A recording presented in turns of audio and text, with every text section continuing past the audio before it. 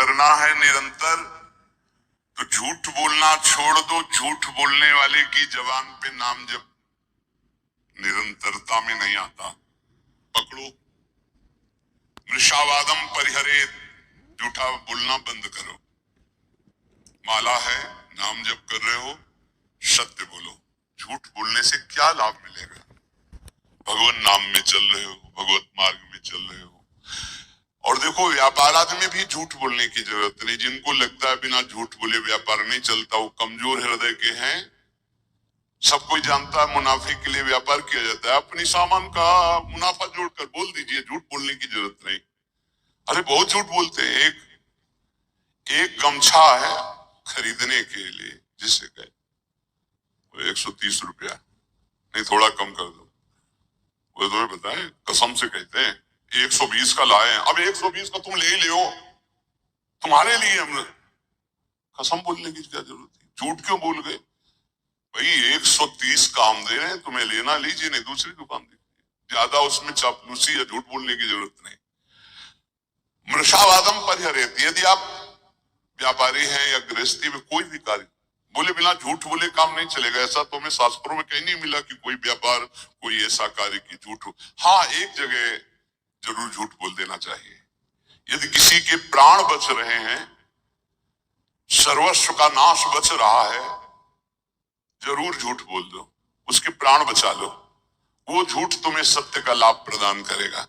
अपने स्वार्थ के लिए झूठ मत बोलो। और कम से कम भजन करने वाले तो झूठ से थोड़ा बचने की को थोड़ा इसलिए कह रहे कि पूरा हरिश्चंद्र बनना तो बहुत ही कठिन है, क्योंकि मोबाइल का समय है। अब झूठ ना बुलवावे तो इसकी महिमा क्या है? झूठ तो बुलवा ही देता है। बहुत झूठ पकड़ा जाता है। झूठ वो जहां मोबाइल तो आजकल तो हेलो ही बोलते हैं सब, बोले राधे राधे राधे राधे। कहाँ हो? बाजार में है इस समय, बगल से बगले के फ्लैट में है, बाजार में है इस समय तो नहीं मिल सकते। बाजार झूठ बुलवाता है मोबाइल, बहुत झूठ बुलवाता है। वृंदावन में है, अपने घर में, कहाँ हो? इस समय तो आगरे में, आज तो नहीं मिल सकते, फिर आगे बताएंगे आप। अब क्या जाता है, झूठ बोल दिए। अरे भैया, बेमतलब झूठ बोल रहे हो। नहीं असत्य संपादक पुंजा। और बता दें, झूठा मुंह मत रखना। यदि निरंतर नाम जप करना, चरणामृत पीने से झूठा नहीं होता। भगवत प्रसाद का किनका लेने से झूठा नहीं माना जाता। शेष कुछ भी झूठा मत रखना। कल हमको एक डॉक्टर साहब शिक्षा दे गए हैं कि आप शराब मान शादी के लिए तो निषेध करते ही हैं, तमाकू और पान मसाला का भी निषेध कीजिए, क्योंकि इससे कैंसर हो जाता है। तो इसमें और दोष है कि जैसे आप, अब जब चिंतन हुआ तो समझ में, मुख में रखोगे तो मंत्र नहीं जप पाओगे। फिर को अच्छे से कुल्ला करके, जी भी करके, आचमन करके फिर मंत्र, और ऐसा कौन करता है? तो मसाला तो और तमाकू सुपारी खाने वाला निरंतर नाम जप नहीं कर सकता। इसलिए प्रार्थना इस पर भी कल से हमें शिक्षा मिली। भगवान विविध रूपों में आके शिक्षा देते और कह रहे थे कि हम डॉक्टर हैं मुख के। सैकड़ों ऐसे लोग जिनके मुख के कैंसर हो गए हैं, जो तमाकू, गुलमंजन, पान मसाला, तो ये भजन में भी खतरनाक है भाई। सिद्ध पुरुष हो तो हम प्रणाम करते हैं भाई, लेकिन साधक हो तो पान मसाला, तमाकू, ये चीजें बंद कर दो। अभी तक तो हम यही शराब मांस इसके लिए बोलते थे। वो कल बता गए, बोले बड़ी बुरी स्थिति कैंसर के मुख में हो रही है इसी से। तो झूठ बोलना छोड़ दो। पान मसाला तमाकू ये सब इस भजन के लिए बहुत बाधक वस्तुएं हैं। कुर्यात प्रिय मयाचितः, कभी दूसरे का अप्रिय ना करे। अब यहां विचार करना है, दूसरा अपनी भावना से दुखी हो रहा है वो बात अलग है। हम कोई ऐसा अप्रिय कार्य, अप्रिय वचन, अप्रिय चेष्टा ना करें। न च कामान्न सरंभान्न द्वेषाधर्म मुत्सृजेत, कभी काम से पीड़ित होकर धर्म का त्याग न करें।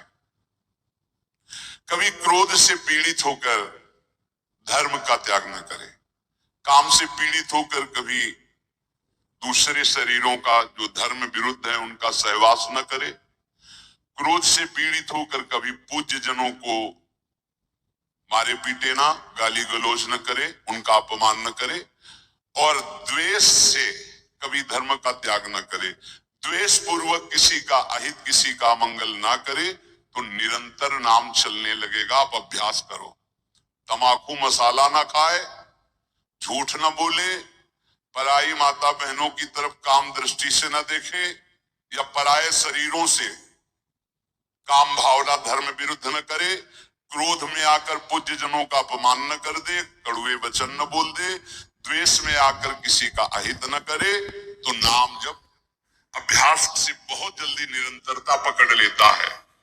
न पापे प्रतिपापः स्यात् साधुरेव सदा भवेत्, आत्मनैव हतः पापो यह पापम कर्तुम् इच्छति। यदि तुम्हारे साथ कोई पापी आदमी पाप का बर्ताव कर दे, यदि तुम नाम जापक हो, तो उसके बदले में तुम पाप मत करना।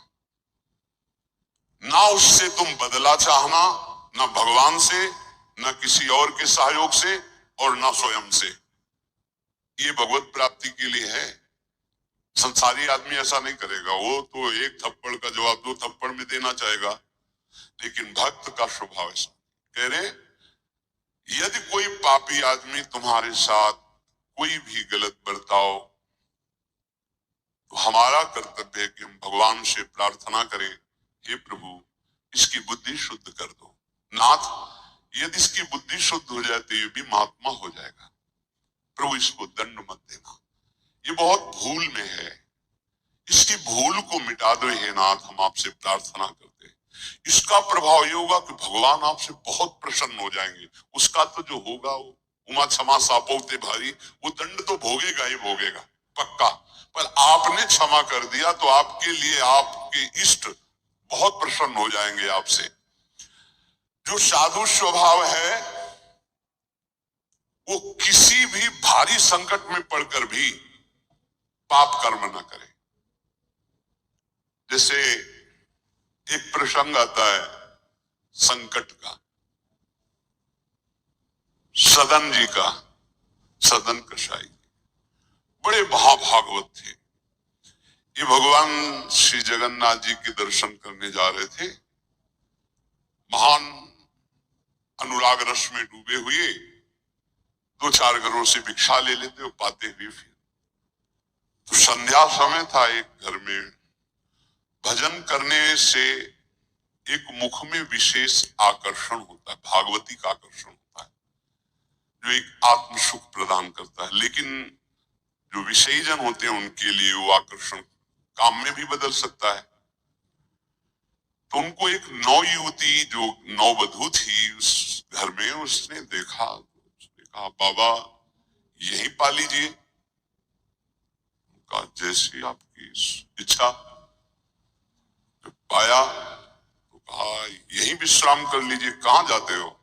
तो कहा जगन्नाथ जी के दर। तो सुबह चले जाना। अब यहां थोड़ी त्रुटि हो गई। बैरागी को सहसा किसी के घर में शयन करना निषेध है, या तो दरवाजे के बाहर, या देव मंदिर, या ग्राम के किनारे कोई वृक्ष, कोई ऐसा देवालय आदि में, अन्यथा या तो कोई वैष्णव महाभागवत, फिर भी उसके बाहर उसकी सैयाओं पर ना सोए जो घर गृहस्थी के हैं।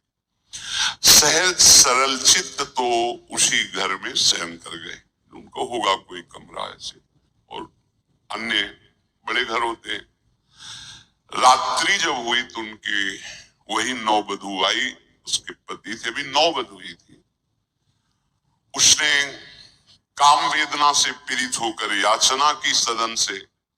सदन जी ने कहा कि तुम कैसी हो, तुम्हारे पति है फिर भी तुम ऐसी याचना करती हो। चली गई। उनको लगा कि शायद समझ आ गई हो, उसने जाके पति की हत्या कर दी। उसको लगा कि ये इसलिए बड़ा काम पापी स्वभाव का होता है। जब बुद्धि में बैठ जाता है कुछ भी पाप पूरे परिवार को मार सकता है। ऐसा बहुत ऐसी घटनाएं सुनने को मिलती है। वो आयुष ने का पति की हत्या कर दी, अब तुम स्वतंत्र होना, अब तो भयरहित हो। तो उनका धूर्त कहेंगे ये हमने कब कहा, ये महत अपराध करने वाली तू है। तो उसने कहा होश में अगर हल्ला मचा दिया तो जान से मार डाले जाओगे। उन्होंने विचार किया कि बात तो सत्य है। तो उन्होंने कहा धर्म में प्राण त्याग देना सही है लेकिन अधर्माचरण करना सही नहीं। तो उनका देवी तो चाहे जो कुछ करना चाहे कर ले पर मैं धर्म विरुद्ध आचरण नहीं करूंगा। उसने हल्ला मचा दिया, गांव के लोग एकत्रित हो गए। क्या ये साधु नहीं है, ढोंगी है, इसको हमने बड़े सम्मान से भोजन पवाया और अपने घर में वास दिया। ये रात्रि में कुछ धर्म विरुद्ध आचरण करना चाहा था, मेरे पति ने विरोध किया तो पति का गला काट दिया। अब मेरे साथ मनमानी करना चाहता था तो मैंने आवाज लगा दी आप लोग मेरी रक्षा कीजिए। बंदी बना लिए गए, राज दरबार में पेश किए गए। राजा ने पूछा क्या आप अपराध किया। एक बार उन्होंने कहा कि नहीं। तो उस स्त्री ने कहा झूठा है, ये दम्भी है, पाखंडी है, साधु नहीं है, वो महापुरुष थे। राजा ने पुनः पूछा तुमने अपराध किया। तो उनका ये जो देवी कह रही उसी के अनुसार मुझे दंड दिया जाए, क्योंकि भगवान की इच्छा, इसीलिए संविधान बना। दोनों हाथ यहां से काट लिए गए, हाथ कटवा लिया, धर्म विरुद्ध आचरण। अब कुछ ऐसे लेप लगाए गए जिससे रक्त रुक गया। जगन्नाथ जी के दर्शन करने गए तो बहुत हंसे प्रभु से, क्योंकि वो सच्चे थे। उनका प्रभु आप जानते हैं, फिर भी ये लीला, अगर आज हाथ होते तो मैं हाथ जोड़कर आपको प्रणाम करता, पर स्वीकार करो आप हमारा। और जी ही ऐसे किया तो नवीन हाथ उनके प्रकट हो गए। सच्ची मानिए, कह रहे हैं यहाँ की आत्मनैव हतः पापो यह पापम कर्तुम इच्छति, पापानां विद्याधिष्ठानम लोभमेव द्विजोत्तम, लुब्धा पापम व्यवस्यन्ति नरा नाति बहुश्रुताः। किसी भी लोभ या किसी धर्म संकट में फंस करके भी पाप आचरण नहीं करना चाहिए। कभी कई तरह के ऐसे धर्म संकट भक्तों के जीवन में आते हैं, उस समय आप अपने आराध्य देव की निष्ठा में रहो, प्राण भी चले गए तो भगवान की प्राप्ति हो जाएगी। लेकिन धर्म भ्रष्ट हो गए तो क्या, जीवन धन गौर श्याम की प्राप्ति के लिए उनका स्मरण करते हुए 100 लाख खा करके भी हम किसी को कुछ नहीं कहेंगे, अपनी श्री जी की प्राप्ति के लिए चलेंगे। वागवाणा प्रपतंतु मर्म शतम पाद प्रहारा से, ये है प्राप्ति करने की इच्छा का नाम। ये है, आपसे बहुत हृदय से बात कर रहा हूं। जब आप भगवत प्राप्ति के लिए कमर कसेंगे तो माया तुम्हें रौंदेगी पक्का।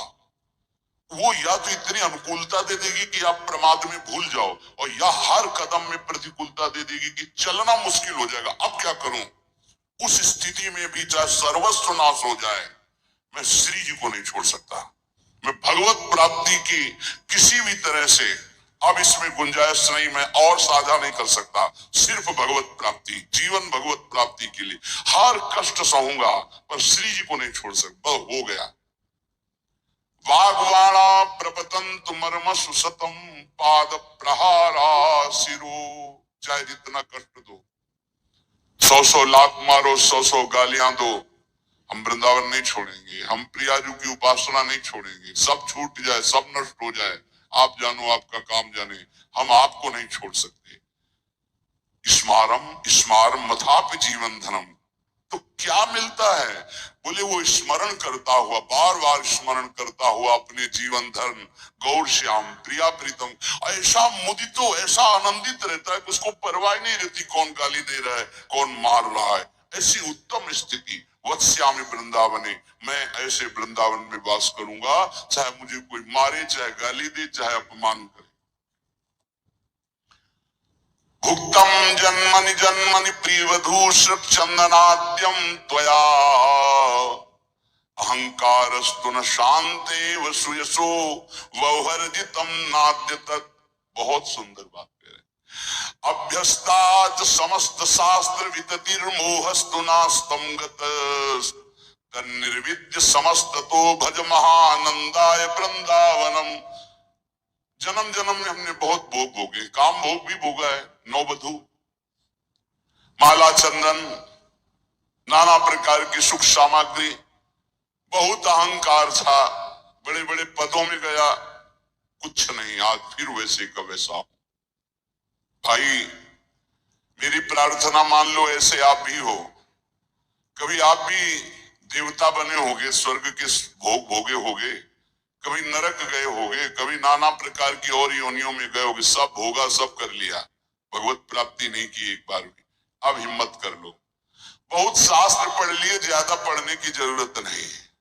कह रहे हैं अभ्यस्ताच समस्त शास्त्र विदितिर मोहस्तु, मोह ही होगा, अज्ञान ही बढ़ेगा। क्या अष्टांग योग में चले कि ये सिद्धि प्राप्त करें, कि इस मार्ग में चले कि इस मार्ग में चले। बहुत शास्त्रों का ज्ञान होना दुर्भाग्य ही है। कोई कह सकता है ऐसा, कैसे कह सकते हो? क्योंकि वो निर्णय ही नहीं कर पाता मैं किधर चलूं। हजारों मार्गों का ज्ञान है, एक कदम नहीं चला किसी मार्ग में तो दुर्भाग्य नहीं और क्या है। निर्णय निकला, पूरा जीवन हो गया, हर किलोमीटर का ज्ञान है, हर रास्ते के, लेकिन चले एक कदम नहीं कि उस किलोमीटर के बाद फिर क्या है, अब गए ही नहीं तो अनुभव ही नहीं है। ऐसा शास्त्र ज्ञान किस काम? आपको भारत के हर मार्ग का ज्ञान है, किलोमीटरों का, लेकिन आपने यात्रा किसी भी पावन तीर्थ की नहीं की, तो बैठे बैठे इस ज्ञान से क्या परम पवित्र हो जाएंगे क्या? आपने कभी अवगाहन नहीं किया किसी तीर्थ का, किसी धर्म क्षेत्र का, किसी पुरियों का, धामों का, और आपको सब ज्ञान है, वो ज्ञान किस काम का? हलवा की पूरी प्रक्रिया बनाने की आप एक सांस में बता जाओगे, लेकिन कभी बना के पाया? बोले नहीं, तो फिर मतलब क्या रहा? ये शास्त्र ज्ञान तभी सार्थक है जब भगवत साक्षात्कार करो। तो श्रीपाद कह रहे हैं अहंकारस्तु न शांत, ये अहंकार तुम्हारा शांत नहीं होगा। अभ्यस्ताच समस्त शास्त्र विततिर मोहस्तु नास्तम गत, मोह तुम्हारा नहीं जाएगा चाहे जितने शास्त्र पढ़ लो। बोले क्या करें, आप उपाय बताओ। बोले हम उपाय आपको बता रहे हैं। महा आनंदाय वृंदावनम भज, भज माने तो सेवा, सेवन कर वृंदावन का, वृंदावन का आश्रय ले, वृंदावन धाम आ जा, रसिकों का संग कर, प्रिया लाल के अनन्य हो जा, ज्यादा जानने की जरूरत नहीं।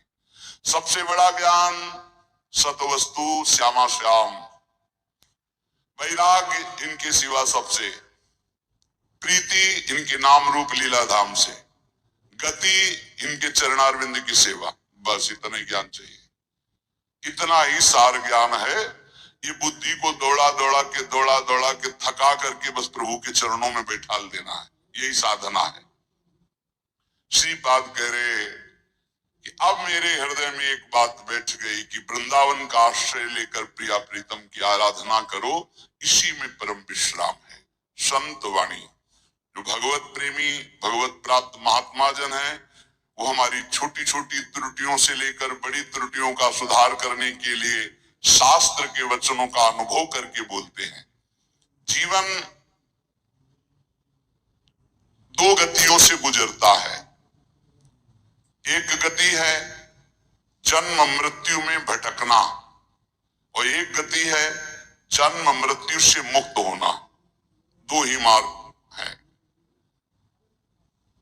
अस्तोमा सदगमय, असत से सद की यात्रा करो, या सद स्वरूप का विस्मरण करके असद में रत हो जाओ जन्म मृत्यु के चक्र में।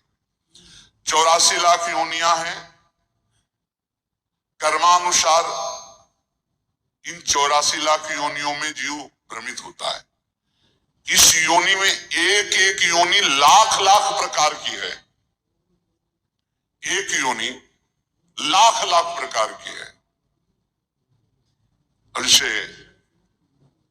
रेंगने वाली योनि, और रेंगने वाले में कितने प्रकार के जीव हैं, सांप है, खनखजूर है, केचुआ, कितने प्रकार के जीव हैं रेंगने वाले में।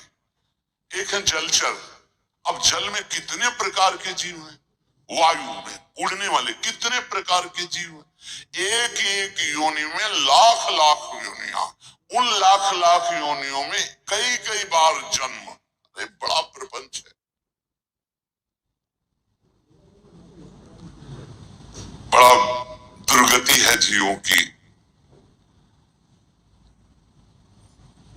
अन्य योनियों के साथ जो दुर्व्यवहार हो रहा है बहुत ही घृणित है। कैसे तुम्हें पता? डेढ़ डेढ़ घंटा धीरे धीरे जला जला करके पका रहे हैं पशुओं को, फिर उन्मत्त होकर मदिरा पान करके उसका खान पान कर। क्या कैसी दुर्गति जीते जीव अपनी कर रहे हैं। 84 लाख योनियों में एक एक योनि में लाख लाख प्रकार की योनियां, एक एक योनि में लाख लाख बार जन्म होना।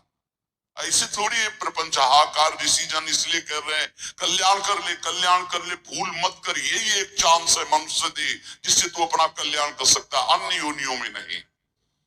अब सोचो उस जीव की क्या हालत है, हाथ पैर बंधे हुए लोहे की छड़ में फंसा हुआ है, आराम से धीरे धीरे अग्नि उसे जला रही, वो कीक रहा है, चिल्ला रहा है और वो आनंदित हो रहे हैं।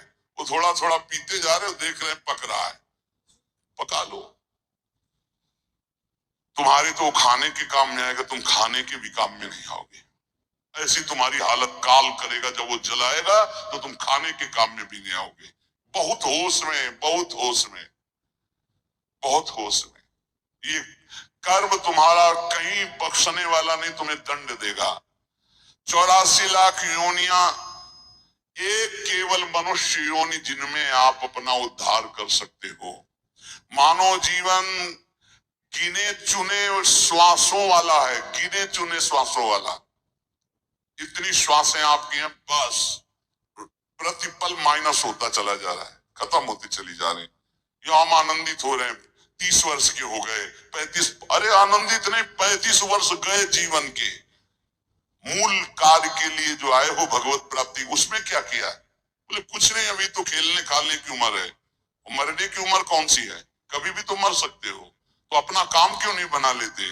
राधा राधा राधा, यही अवसर है जीव आवागमन के अनादि चक्र से अपना छुटकारा करके अपने स्वरूप में स्थित हो सकता है, भगवत प्राप्ति कर सकता है। जन्म मृत्यु का चक्र कब तक चलेगा अकल्पनीय, कल्पना भी नहीं कर सकते। काल चक्र आपको घुमाता रहेगा, इसलिए मनुष्य जीवन में भगवत प्राप्ति का अवसर है। ये काम क्रोध लोभ और मोह, ये 4 प्रधान ऐसे हैं जो इस चक्र को चलाते रहते हैं। आवागमन, पुनरपि जननम पुनरपि मरणम पुनरपि जननी जठरे शयनम, ये चक्र चलाते रहते हैं। काम क्रोध लोभ मोह, इन्हीं को नरक की गति कहा गया है। इनमें से किसी में भी एक में पैर पड़ जाए, काम में, क्रोध में, लोभ में, मोह में, फौरन चारों आज करके उसे घुमाने लगेंगे, बार बार जन्म, बार बार मरण। नरक की दारुण यंत्रणा हर योनि में उसको प्राप्त होगी। केवल मनुष्य योनि ऐसी जिससे अपने को बचा सकते हो। केवल मनुष्य ही सत्कर्म करने में स्वतंत्र है, नवीन कर्म करने में स्वतंत्र है। अन्य प्राणी तो पूर्व में जो संचित कर्म गोदाम लगा उसी को भोगते रहते हैं। वो अशुभ कर्मों का नाश करते रहते हैं भोग भोग करके, वो नवीन कर्मों का उपार्जन नहीं कर सकते। मनुष्य नवीन कर्म उपार्जन कर सकता है, मनुष्य कर्म करने में स्वतंत्र है। मनुष्य ही है जो अपने कर्म संस्कारों को भस्म कर सकता है, दूसरा कोई योनि नहीं। अब उसे सोचना है कि जो आपके गंदे कर्म जमा है उसमें और प्लस करना है या आग लगाना है पूरी गोदाम को। स्वतंत्र हो आप। काम क्रोध लोभ मोह ये जिनके जीवन में है, निश्चित समझो उनका जन्म मरण पक्का है, जन्म मरण पक्का है। इन चारों को मिटाने के लिए 4 ये पहलवान ताल ठोक के खड़े हैं। काम क्रोध लोभ मोह ये शत्रु, तो सत्संग परोपकार वैराग्य और नाम जप, ये 4 ऐसे हैं कि इन चारों को चटनी बना देंगे। रोज सत्संग सुनो, अपने भोजन में से चाहे एक रोटी निकालो, रोज दूसरों के उदर में जाने वाला विधान करो, परोपकार की भावना। और वैराग्य। जननी जनक बंध सुत दारा, तन धन धाम सुहृद परिवारा, सबकी ममता ताग बटोरी, मम पद मन ही बांध बर डोरी। छोड़ दो भगवान के भरोसे में और अपने कर्तव्य का पालन करो। ज्यादा चिंता मत करो, चिंतन करो प्रभु का, वो सब संभाल लेंगे, अनंत ब्रह्मांड संभाल लें। तुम्हारे परिवार में तो 2 4 6 लोग ही होंगे। वैराग्य, सब भगवान का है, भगवान देखेंगे, जो जैसा कर्म करेगा वैसा भोगेगा। राधा राधा राधा। और अपने कर्तव्य का पालन, जिसके प्रति जो संबंध है ईमानदारी से आप करो, लेकिन राग मत करो। और नाम जप, सत्संग, परोपकार, वैराग्य और नाम जप, इसके द्वारा इस चक्र का नाश कर दो। काम क्रोध लोभ मोह, इनकी मिटिया मिट करने के लिए सामर्थ्य है ये सत्संग, परोपकार, वैराग्य और भजन। अब भगवत धाम और नरक ये 2 हैं, चयन करो तुम्हें कहां जाना है। अगर काम क्रोध लोभ मोह तो त्रिविधम नरकस्येदम द्वारम नाशनमात्मना कामा क्रोधा तथा लोभा। और यदि सत्संग परोपकार वैराग्य भजन तो भगवत धाम। ये 2 गतियां हैं। उपासक देख लो, अगर भगवत धाम जाना है तो इन 4 बातों को छोड़ना होगा। काम क्रोध लोभ मोह, 4 बातों को पकड़ना होगा। रोज सत्संग, रोज परोपकार और सबसे अंदर से वैराग्य और खूब नाम जप, इसी के द्वारा भगवत प्राप्ति होती है। तीर्थपाद भगवान श्री हरि की जो गुणानुवाद लीला कथा है, ऐसा नशा चढ़ जाना चाहिए कि कभी तृप्ति नहीं होनी चाहिए। कस्त्रप्यनुयात तीर्थ पदोभिधानात्, सत्रेषु आसूर विरीड्यमानात्, यः कर्णनादं पुरुषस्य यातो भवप्रदां गेहरतिं छिनत्ति। जो भगवान की चर्चा को कानों से सुनता रहता है तो उसके हृदय का मोह मल नाश हो जाता है, वो वैरागी हो जाता है। वैरागी का केवल भेष से मतलब नहीं, अंदर से है। जैसे चक्रवर्ती सम्राट अम्बरीश जी वैरागी है। चक्रवर्ती सम्राट अवध का पूरा शासन कर रहे हैं भरत जी, लेकिन परम वैरागी। जो अनुरागी है वही परम वैरागी है, जो परम वैरागी वही अनुरागी है। जो भगवत चर्चा सुनता रहता है रोज, तो सर्व संगोपहो हिमाम, सत्संगा सर्व संगोपहो हिमाम। सत्संग आपको सब संगों से अलग करके भगवत अनुरागी बना ही देगा। कौन ऐसा है जो प्रभु की चर्चा सुनते सुनते अघा जाए। नारद आदि महात्मागण, बड़े बड़े साधुजन, जिनका सदैव यश गान करते रहते हैं, अहोभाग्य है उन मनुष्य शरीरधारियों का जो अपने कर्ण रंध्रों से भगवत चर्चा सुनते रहते। उनका संसार चक्र में डालने वाला ये विकार, घर गृहस्थी की आसक्ति, ये उसे अब अगला जन्म नहीं करने देगी।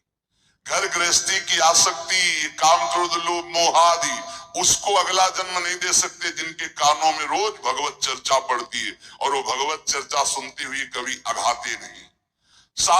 श्रद्धानश्च विवर्धमाना विरक्ति मन्यत्र करोति पुंसः, हरे पदानुस्मृतिर्निवृत्तस्य समस्त दुःखाद्यमा सुधत्ते।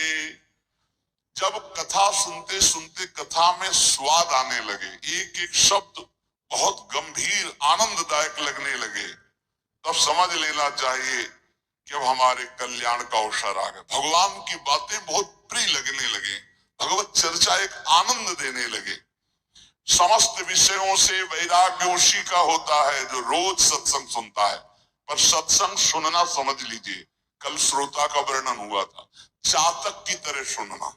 हमारा जीवन है सत्संग, उसका मनन करना, उसको आचरण में उतारना, ना कि सुने बस चले गए। इतना समय तो सार्थक हुआ, पर मनन नहीं करोगे तो सत्संग का हृदय रूपी अंधकार नाश करने का जो प्रभाव है वो मनन से होता। मनन नहीं तो फिर नहीं बन पाएगा। सुन लिया, दूसरों को सुना दोगे, काम नहीं बनेगा। भगवत चरणारविंद के निरंतर चिंतन की सामर्थ्य सत्संग से प्राप्त होती है। समस्त दुखों का नाश भगवत चिंतन से होता है। भगवत चिंतन की प्राप्ति सत्संग से होती है। इसलिए तान चोच्य सोच्यानविदो नु सोचे हरे कथायाम विमुखा नघेन क्षिणोति देवो निमिषस्तु येषा मायुर्वृथावाद गति स्मृति नाम। मुझे तो सबसे ज्यादा वो सोचनियों में भी सोचनीय ज्ञानी पुरुष लगते हैं जो कभी सत्संग सुनने नहीं आते। पिछले पूर्व पापों के कारण उनको भगवान की कथा में सुनने में बिल्कुल रुचि नहीं है, और अगर कभी कोई उनका मित्र आदि ले भी आवे तो सुनना नहीं चाहते। तुम आओ सुन के हम बाहर खड़े, वो इतनी दूर खड़े हो जाएंगे कि कान में शब्द ना पड़े। और अगर कभी सत्संगियों को देखेंगे भी तो उनके दोष दर्शन करेंगे, इनका क्या सुधार हुआ सत्संग से, ये वो ऐसा। हाय हाय, बड़े शोचनीय है कि मानव देह प्राप्त करके उनको सत्संग नहीं मिला। काल भगवान ऐसी अमूल्य श्वासों को व्यर्थ में नष्ट करवा रहे। उनकी वाणी